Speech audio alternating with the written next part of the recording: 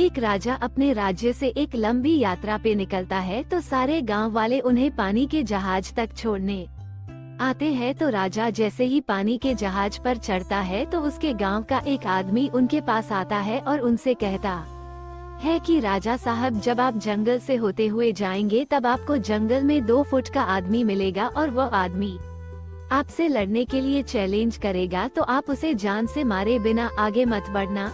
अब राजा उस आदमी की बातें मान कर यात्रा के लिए निकल जाते हैं। 2 दिन बाद राजा जंगल में पहुंचते हैं। वो जैसे ही जंगल में पहुंचते हैं तो वह गांव का आदमी जो बोला था उन्हें 2 फुट का वो आदमी मिल जाता है और उसने राजा को लड़ने के लिए चैलेंज करता है।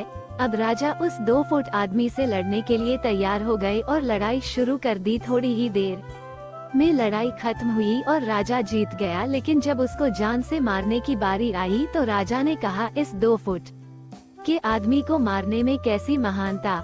राजा ने उस 2 फुट आदमी को जिंदा छोड़कर आगे बढ़ गया। 2 दिन बीते, वह आदमी फिर राजा के सामने आया, लेकिन अब वो आदमी 4 फुट का था। उसने फिर से राजा को लड़ने के लिए चैलेंज किया। राजा ने चैलेंज एक्सेप्ट किया, लड़ाई खत्म हुई और राजा फिर जीत गया। लेकिन इस बार भी राजा ने उसे ये कहकर जिंदा छोड़ दिया कि इस आदमी को जान से मारने में कैसी महानता।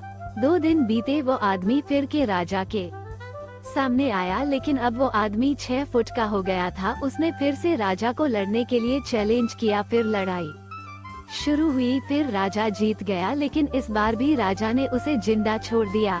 अब इसी तरह राजा उसे छोड़ता गया और वो आदमी हर बार 2-2 फुट बढ़ता गया और एक दिन ऐसा आया कि वो आदमी राजा से भी बड़ा हो गया। उसने फिर से राजा को लड़ने के लिए चैलेंज किया, लेकिन इस बार राजा थोड़ा डर गया, लेकिन राजा फिर भी चैलेंज एक्सेप्ट किया। लड़ाई शुरू हुई, लेकिन इस बार राजा बहुत जख्मी हुआ। राजा का एक हाथ टूट गया, लेकिन राजा फिर भी उस आदमी को जैसे तैसे करके हरा दिया। लेकिन इस बार उसने इस आदमी को जिंदा नहीं छोड़ा, उसने उसे जान से मार दिया।